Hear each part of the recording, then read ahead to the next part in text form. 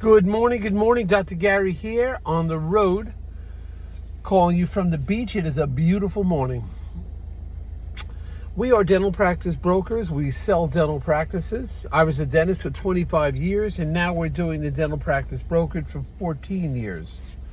So today's topic is landlord tries to squeeze the seller of a dental practice upon the sale.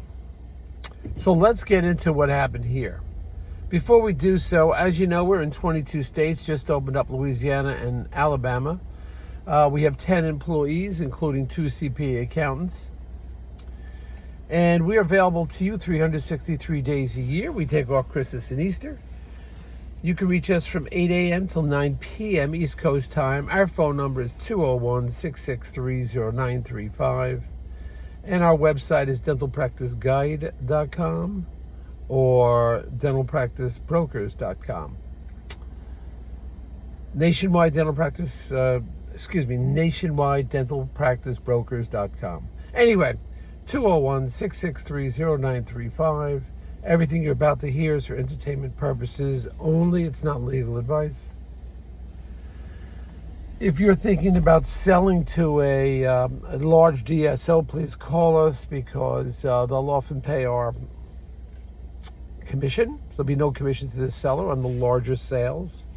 And we know everything that's going on with the DSOs now. A lot of inside information that you don't see in print, no one talks about. But we know about it. Because we deal with them on an ongoing basis. We're not partners with them. We're independent, but we pick and choose. We think the best ones for you are. Virtually cost you nothing because there's no commission for you. And when you work with us, we'll get your legal fees reimbursed upon successful closing based on some minor criteria.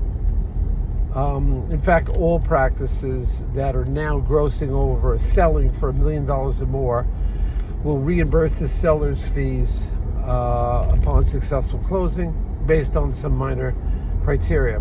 Now, let's get into this. So the landlord is trying to squeeze the seller, the dental seller. Often landlords will ask to see at least the letter of intent or possibly the dental contract for the sale of a dental practice before they begin to negotiate the lease. Because the buyer is going to need a extended lease or usually a new lease because they need 10 years plus. Landlord wants to see it. Okay? They want to make sure that this deal's going through, so they'll ask for a letter of intent, and some will say, I'm only looking at final contracts. Understandable. They are within their rights to do that, certainly. Under this circumstance, the landlord says, well, I want to see the contract. The attorneys say, well, look, we have some private information. It's a small deal, too. I'm trying to do this doctor a favor. It's a small deal, under $100,000. I'm just trying to do the doctor a favor. Even though right now I'm fortunate. Right now we have 3 deals all over $1 million from the DSOs that I'm working on. And this is a rinky-dink deal. But I try to, it's important to this doctor. They know the dentist, so I'm trying to help out. We put the same effort into the small deals we do the big ones. But anyway, so this is a small deal, under $100,000 selling price. Landlord wants to see the contract. The attorney said, well, we'll send it to you, but we want to redact the dollar sale amount. And the landlord's pushing back. Says, no, I really want to see what it's going for. I want to see what the sale price is. And they're going back and forth. They're fighting, no, we want to redact and take out the dollar amount.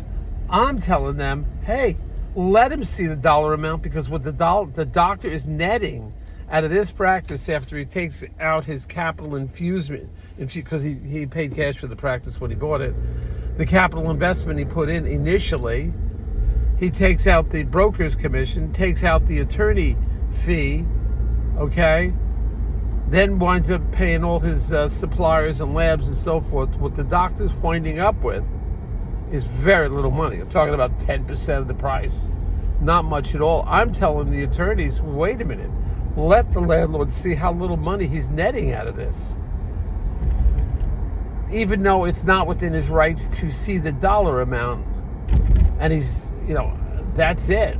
And why does he want to see that? Well, everybody figures, maybe the landlord figures, oh, this is a huge $500,000 deal. He doesn't really know what's going on. The landlord wants a piece of the action without saying it. The landlord wants a percentage of the sale. He's not entitled to it. However, there are some leases that the landlord can get a small piece of the sale price. You've got to read your lease carefully on some of the triple nets when the business is sold. So there's something to be aware of. Now, what the landlord probably is entitled to is a reimbursement of the legal fees that he has to pay his attorney as they negotiate a new lease with the buyer.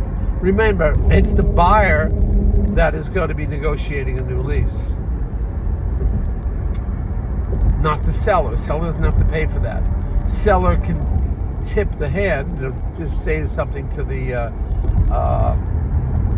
landlord, hey, we have a new buyer coming on board, just want to introduce you. Then the buyer's attorney takes over from there. All those lease negotiations, that cost is all up to the buyer and a buyer attorney at that point. So this landlord is not entitled to any money from the sale whatsoever, but he's trying to squeeze you a little bit. I'm saying be forthright and tell him how much you're really netting out of this. It's not much, 10%. In the end, after you pay for everything, pay all your fees, he's not getting a lot out. But he's getting a headache off of his back. This is a satellite office, won't be responsible for the rent anymore. Practice never took off because I don't think they had time for it, and their other practice really did well. So just letting it go. And for the buyer under $100,000, it's like, hey, this would cost me a lot of money to build this office. It's a nice looking office. I'm talking $350 at least to build this 3-operatory office.